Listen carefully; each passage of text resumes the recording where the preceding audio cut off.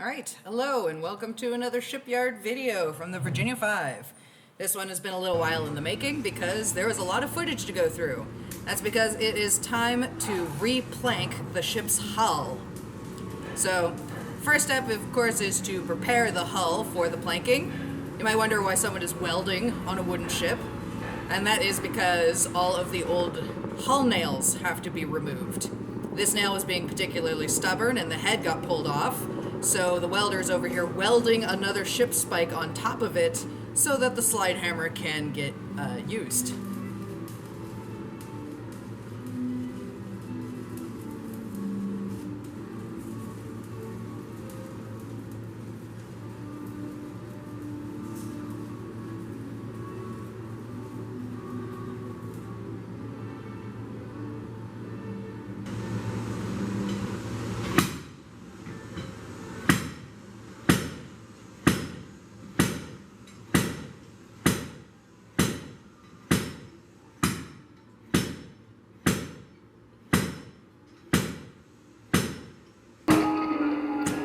Anyway, once all of the old nails are out of the way, the real tedious prep work can start, and that is the process of fairing. So you see all of the ship's frames here, and these frames have to be faired down to make sure that they are all smooth, that they are all even, and that the ship's planks will lay flush against them. So these long little strips are battens. By nailing up battens, the shipwright can use long experience and a good eye to sight down the hull and see if they are achieving the curve that he wants. Of course, on a ship, everything is curved, so you want to make sure that the hull planks achieve the correct curve, both fore to aft and up and down.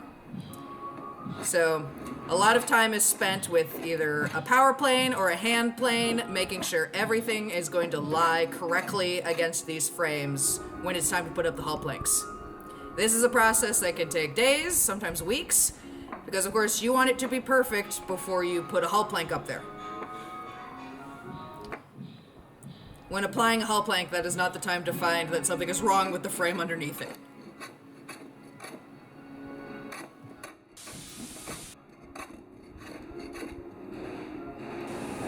Over here we're on the starboard side of the ship, which is where the shear plank and the rub rail is getting replaced.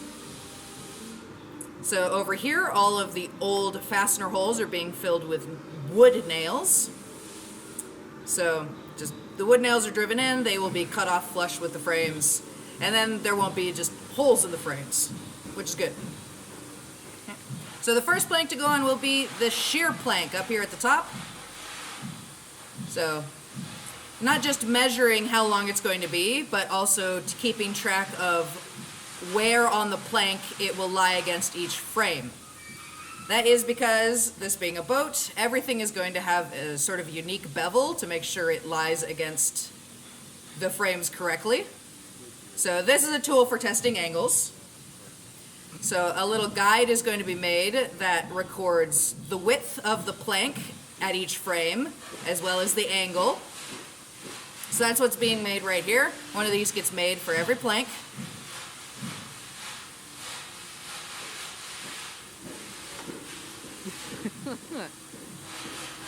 So here we can test the width of the plank. As you just say, talk while you court, otherwise you'll never get there. Because it's all about the repetition.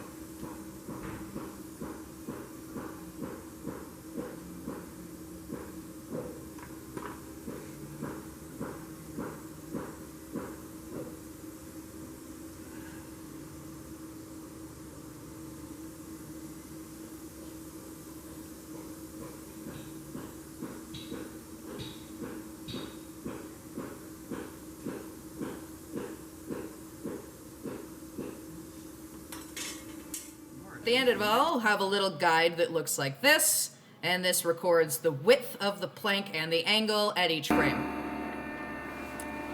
Once a suitable piece of wood is plucked from the wood pile, first task is to send it through the planer to get a nice smooth surface to work with. Sometimes the hull planks can be 30 to 40 feet long, and they sure are interesting to send through the planer.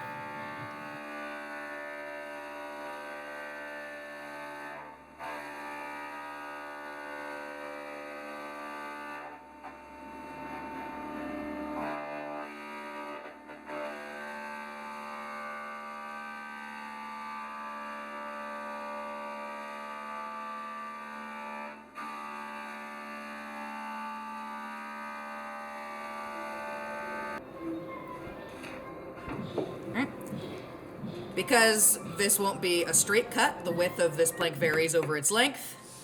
A batten gets nailed in, and this is so that a curved line can be traced onto the plank to follow with the saw.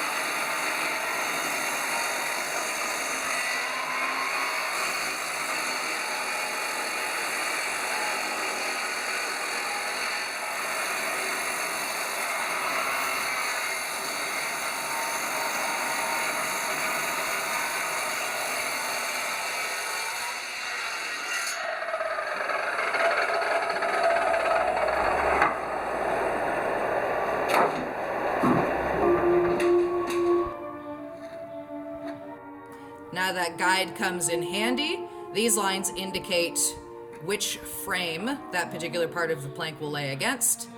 And then the angle and width guide made earlier can make sure that for each frame we're getting the correct width and angle. For all that, it wasn't. Fuck.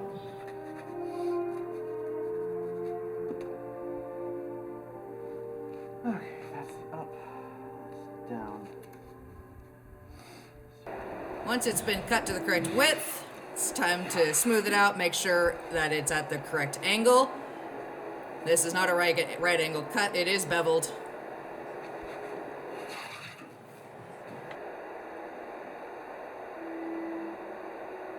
It is 2/3. 2/3? Yeah. Okay, that's how deep a corking bevel is. Yeah. You can just do it by eye if you want, or you can compute 2/3. Until it did. In fact, people warned the co-founders of the Northwest. All right, so the corking bevel is now being cut into the plank. So, as we heard, that bevel is 2/3 the width of the plank, and that is so that we can drive in the cotton and the oakum that will create the watertight seal between all of these planks, which we'll be watching in our next video. So, bevel can be cut in with a power planer, or often with a hand plane as well.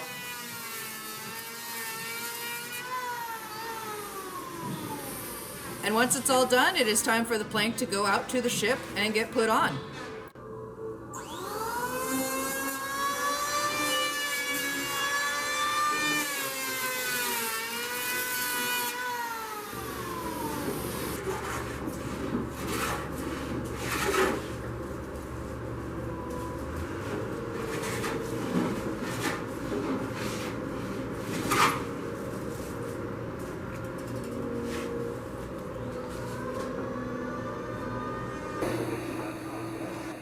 Over here on the ship's starboard side, can use these long jack screws to press a plank into place. The jack screws are being braced at their other end against the steel wall of the tent that the ship is sitting in. If you've watched any other videos on wooden ship building, you may be wondering why we haven't used a steam box on these planks. Steaming wood is good for making it more flexible, especially for putting twist into it, but none of the hull planks being replaced on this particular haul out have any twist. So we will not be steaming any planks this year.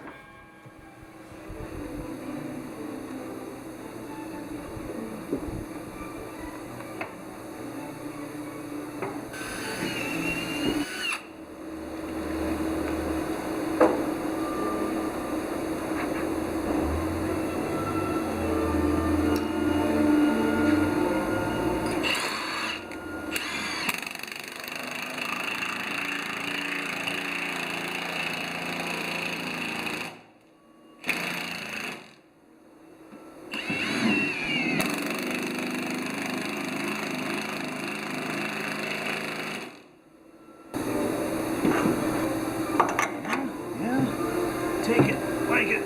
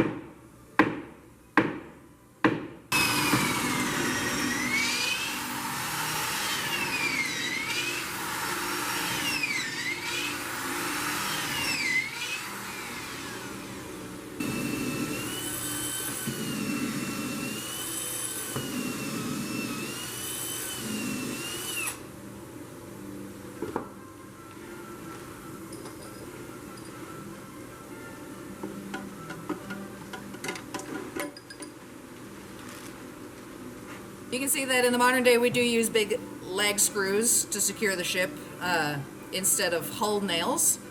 And that's because you saw at the beginning of the video how difficult it is to remove old hull nails. That's why we now use these leg screws.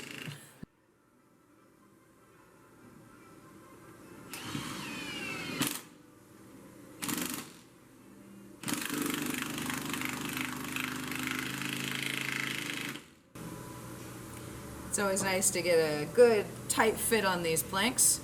Then the last step will be to cut the butt.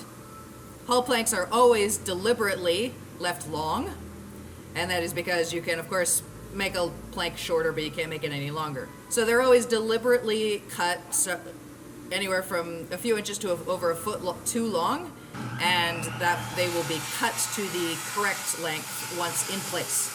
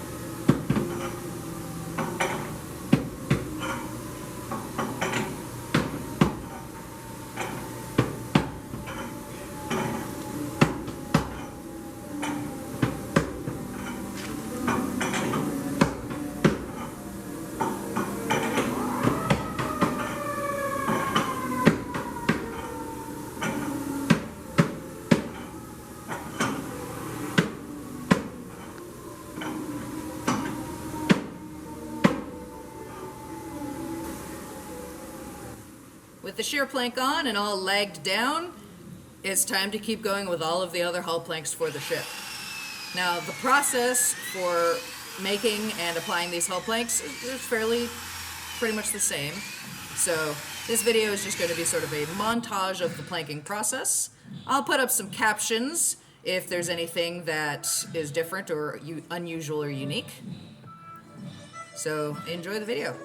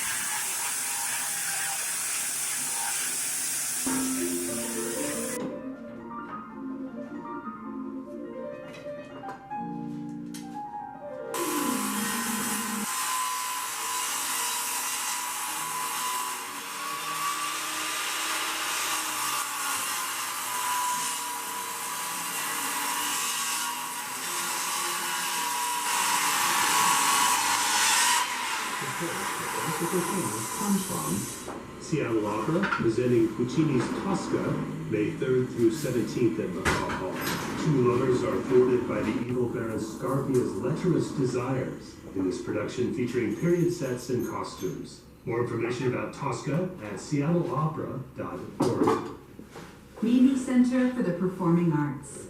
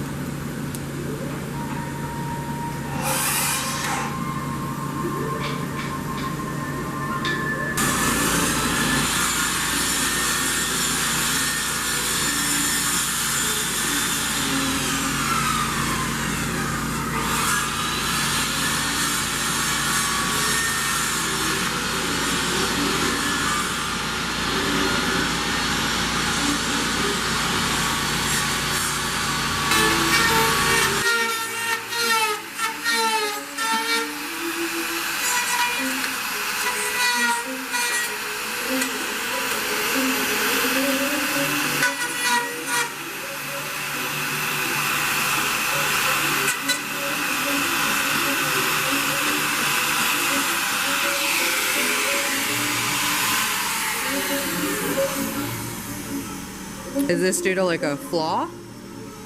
Pickpocket. Oh. A pickpocket. Okay, yeah, yeah.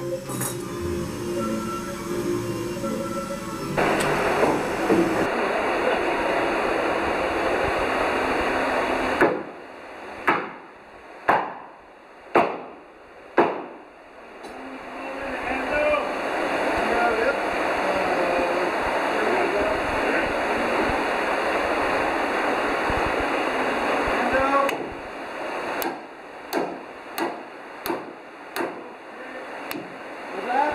Yeah, pretty good.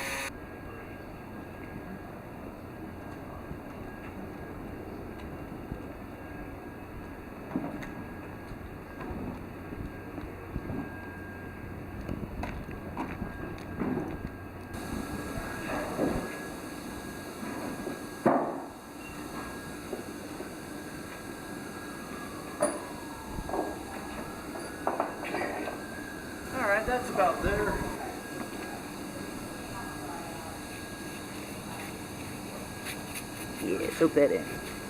Breaking the fourth wall. What fourth wall? This is reality TV. Makes it seem so much less.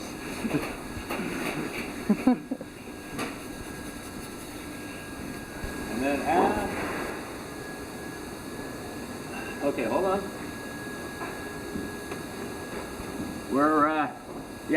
We're there.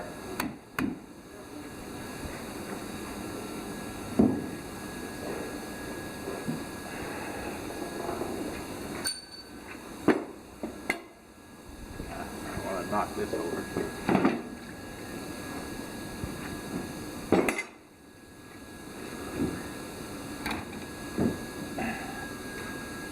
Okay, you know what we're going to need to do? I think it'll squeeze in.